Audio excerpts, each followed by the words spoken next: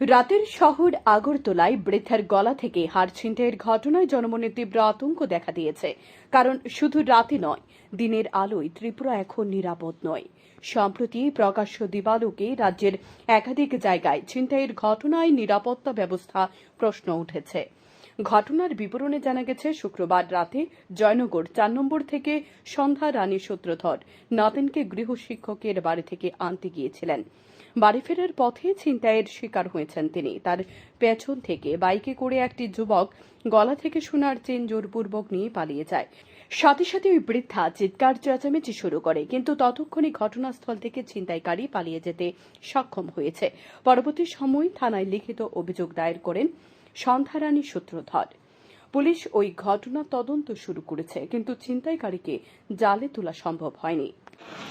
আমি যখন রাস্তা দিয়ে হাইটা দিয়ে আমি আর আমার নাতিনরা মাছটা বেশিটা প্রায় সময় চাই হাইটা দিই রাস্তাঘাটে কোনো লোকজন আসতো না।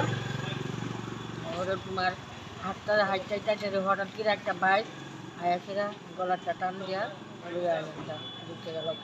আর আমি তো কান্তাছি দৌড়াইতে তো হাতটা দিই না, বড় বড় কাইট দিয়ে হাইটা আয়াসেরা ওই দোকানের সামনে কইছি আর কি, তারার দ্বারা কইতাছি আর কি কথা।